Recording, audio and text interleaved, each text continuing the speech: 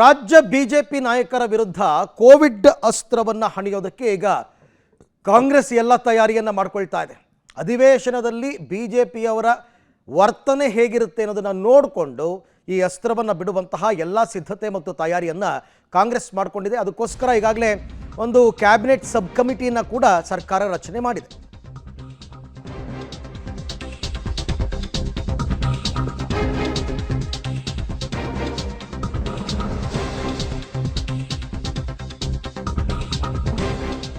BJP ನಾಯಕರ ವಿರುದ್ಧ ಈಗ ಕಾಂಗ್ರೆಸ್ ಕೋವಿಡ್ ಅಸ್ತ್ರವನ್ನು ಪ್ರಯೋಗ ಮಾಡೋದಕ್ಕೆ ಸಿದ್ಧತೆ ಮಾಡಿಕೊಳ್ತಾ ಇದೆ.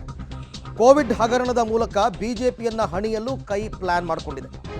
ಒಂದು ವೇಳೆ ಏನಾದರೂ ಸಾಲು ಸಾಲು ಕೇಸ್ ದಾಖಲಾದರೆ ಕೇಸರಿ ನಾಯಕರಿಗೆ ಕಂಟಕ ಫಿಕ್ಸ್ ಅಂತ ಹೇಳಲಾಗ್ತಾ ಇದೆ. ಅಂದರೆ ಬಿಜೆಪಿ ಅಧಿಕಾರದಲ್ಲಿದ್ದಾಗ, ಯಡಿಯೂರಪ್ಪನವರು ಮುಖ್ಯಮಂತ್ರಿ ಆಗಿದ್ದಾಗ, ಸುಧಾಕರ್ ಆರೋಗ್ಯ ಸಚಿವರಾಗಿದ್ದಾಗ, ಶ್ರೀರಾಮುಲು ಆರೋಗ್ಯ ಸಚಿವರಾಗಿದ್ದಾಗ ಏನೇನು ನಡೀತು ಇವರೆಲ್ಲರಿಗೂ ಕೂಡ ಕಂಟಕ ಫಿಕ್ಸ್ ಅಂತ ಹೇಳ್ತಾ ಇದ್ದಾರೆ. ಅಧಿವೇಶನದ ಬಳಿಕ ಕೋವಿಡ್ ಬ್ರಹ್ಮಾಸ್ತ್ರವನ್ನು ಬಳಸೋದಕ್ಕೆ ಕಾಂಗ್ರೆಸ್ನವರು ಈಗ ಪ್ಲ್ಯಾನ್ ಮಾಡಿಕೊಂಡಿರ್ತಕ್ಕಂಥದ್ದು ನಿಚ್ಚಳವಾಗಿ ಗೊತ್ತಾಗ್ತಾ ಇದೆ.